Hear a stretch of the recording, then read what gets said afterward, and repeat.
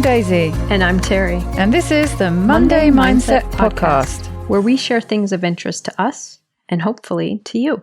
So let's get started with episode number 91.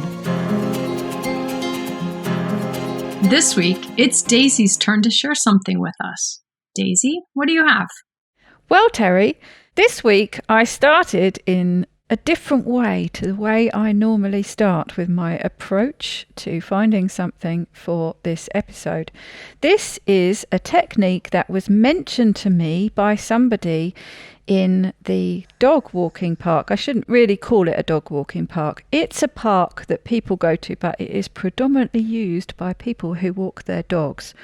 Anyway, somebody there who is one of the women that I get chatting with regularly was telling me about this technique that she'd been doing. I think it was before an interview or maybe starting a new job, I think. And it was a sort of a self-soothing technique.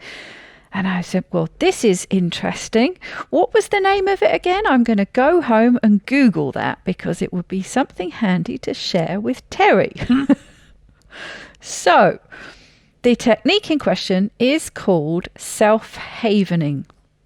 Have you heard of I have not. havening? The havening technique. I get so excited when I find something that you haven't heard of. So I went home to Google, and the havening technique comes from the word haven. Haven, safe place. And so this havening and then self-havening is, as you'd expect, self-administered, as opposed to havening, which is a technique that you do with a practitioner. And I watched several videos on YouTube, but I went to havening.org, which gives some information about what it is. And apparently the havening techniques are a healing modality that is designed to help individuals overcome problems that are the consequence of traumatic encoding. It belongs to a larger group of methods called psychosensory therapies, which use sensory input to alter thought, mood, and behavior. As you may have guessed by the way I was reading, that was a quote from havening.org. And it works by, apparently, they believe the consequences of trauma and stressful life events are stored in the brain and are activated by conscious or inadvertent recall. Once this recall occurs, symptoms are generated. This activation, though, also makes the pathway that generates these feelings subject to disruption. This is where the havening technique comes in, because apparently it is designed to disrupt this pathway through something called synaptic depotentation. No idea if I'm pronouncing that right or not. And the claim is that this is kind of like a light switching off, so you can no longer see the trauma, or maybe you will even end up losing your memory of it to a certain extent. Google tells me that this was developed originally in 2001 by the Rudin brothers, Ronald and Steve Rudin.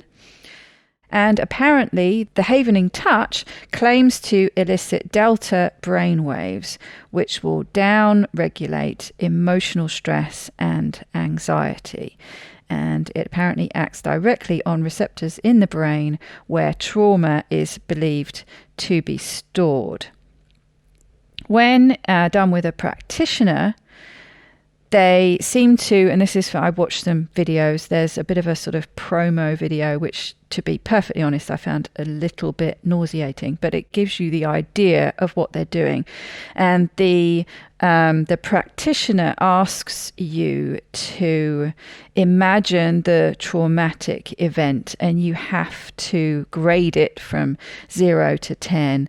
And then they apply this havening touch, and it kind of all goes away, sort of. That's a very basic way of saying it. But the promotional video they have shows a woman with phobias And I think there was a woman with very deep and long-held stress from a traumatic event. I think it was something to do with the birth of her child or the death of her child, something like that. But, a trauma and phobia, and they showed it working in action, basically. But the thing that I found interesting was this self-application, because I thought it was something that people could try at home. And it's very, very easy. And there are quite a few videos on YouTube, and I will list a few in the show notes, in the description, so you can go and watch them for yourself. There seems to be they seem to be dominated by sort of quite middle-aged, well-spoken women. Few men in there as well. The ones I was most drawn to are the ones I will link to. And they basically go through the different things you do. There are 3 basic areas that you apply this self-havening technique to. The first and the most simple one, kind of think of as a hug. And they talk about, one of the women in these videos talks about it's something that we naturally do. It's something that you naturally do when somebody is upset. You give them a hug to make them feel safe. Well, it kind of seems to be born out of that. So it's a little bit difficult. I'm going to be showing you and trying to describe it at the same time. But the one that seems to be used the most is, so if you imagine you cross your arms and you're putting one hand on the opposite shoulder, like you're giving yourself a hug. And you gently stroke down from shoulder to elbow, shoulder to elbow, shoulder to elbow. That's one of the moves. The other is rubbing the palms of your hand together, which if you do it kind of feels nice. Those are the 2 basic ones that seems to get used the most. And one of the women combined the 2. So she went from shoulder down to elbow, all the way down the arms, and then just ending with rubbing your palms together, starting again over and over. And then the other one is your face. You start on the bridge of your nose and work down your face, sort of down. Some of them go down into your neck area, and the other one starting in the middle of your forehead and working your way down. And they differ in their approach with whether they suggest that you are thinking of a memory that you're trying to get rid of. To be honest, the most sensible one to me was saying, don't bring up anything that's too overpowering here. This is a sort of general, you're feeling a bit stressed, feeling a bit anxious. Perfect, actually, to deal with what the woman in the park was describing to me. This, the worry and the tension of a new job, that sort of performance anxiety. I think she had to give a bit of a presentation, something like that. That kind of thing, absolutely perfect for something really traumatic. You're really probably best doing it with a practitioner who's going to be able to help you through it. But some of them incorporate this grading system where you just sit with your feelings, your stress, your anxiety, and kind of grade it from a 0 to 10. And then you start this technique, and a lot of them use mantras. So things like, I am calm, I feel calm. You could fill in the blank. I feel loved. I am enough. Whatever it is that you feel you need, as you're applying this self-havening technique, you're saying this mantra over and over. And then the different people are talking about different things, but a couple of things that they brought in that I thought was really helpful to put into the mix was thinking about your breathing, slowing your breathing, going back to old episodes where we've talked about breathing through your nose, and just doing all these things that are down regulating these sort of stress responses. There was an interesting woman who applied all sorts of different things in there. There seemed to be some sort of hypnosis, and she also threw in some sort of vagus nerve type eye movement desensitization. It was like this full on talking you through I will add that in the link as well. It was quite good. But the other two were just more basic, talking about this self-havening technique. So that's it, really.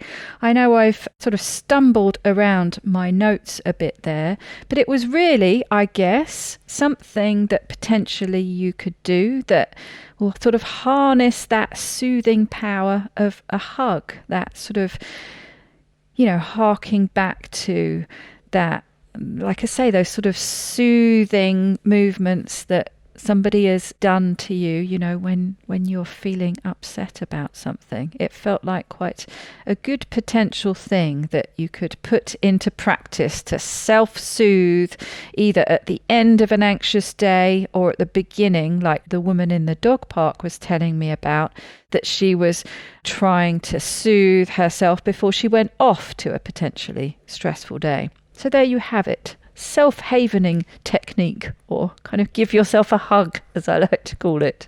I love it.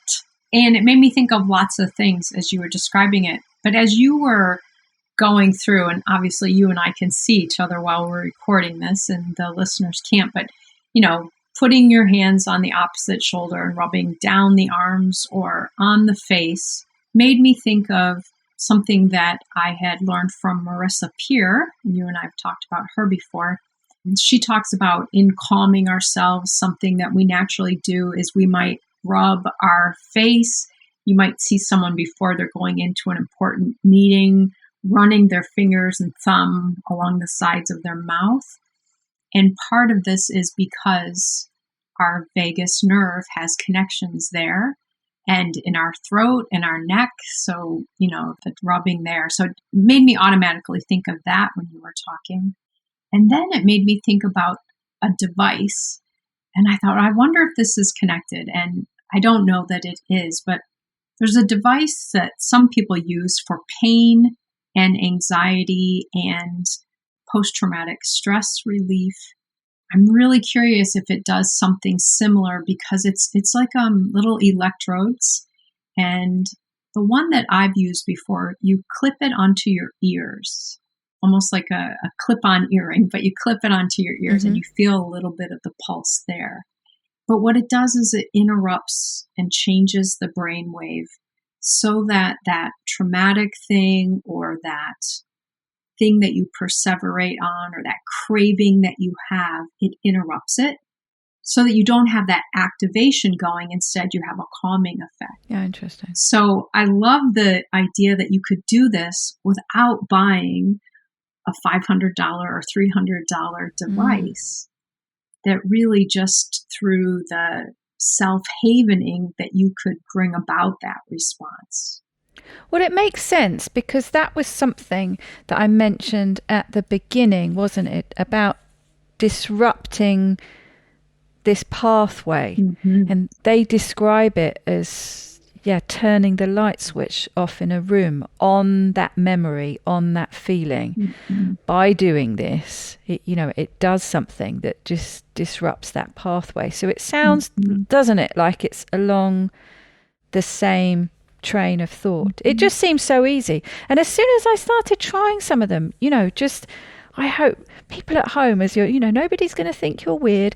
Just the sort of rubbing your palms over one another gently, it feels nice. There's something just soothing. But think about it, Daisy. In some ways, we've all known that naturally, but didn't really know that we were doing it. Right now I'm demonstrating when you're anxious or when you're upset, sometimes we rub our hands together. We didn't know why, but we were doing it. Or why do we pace back and forth? Do you remember when we talked about something Andrew Huberman shared about our fight or flight response, that movement forward can deactivate that? So pacing rapidly when we're in a panic situation can help activate the habenula to do that. So I love the fact that you found this technique that uses some of these things that we've used before, but maybe not really known how it was helpful to us. And now we can harness it the way you're demonstrating is to slow down with the rubbing of the hands back and forth rather than the rapid movement, the self-hug kind of rubbing down the arms. All kinds of ways that we can activate that parasympathetic response, that calming response, and interrupt or disrupt the firing of the waves or the neurons that are keeping us in an excited, tense state. Yes, and one of the women actually on these videos was saying that she applied it when she was at the dentist. She's got, she's one of these ones who has notes in her file saying she's very anxious. And she thought, what am I doing? Why am I not using this? So she started rubbing her hands. And they were like, what are you doing? And, she explained what she was doing. But it really worked, apparently. It really helped for her. So it is something easy, something free, something you're not going to look too weird doing either. So worth a try in my book. Absolutely. Absolutely. And again, something so natural. Our ancestors were using it, but no one knew this was a therapeutic technique. It's fascinating. That's right. And it taps into, all the normal ways of greeting, doesn't it? Hand shaking, hugs, and something that a lot of us have been missing out on, of course, through this COVID era. So yes, self-havening is where it's at. That also makes me wonder about the impact, whether it has any activation of oxytocin. So oxytocin being... Yes, I think they mentioned that. Okay, great.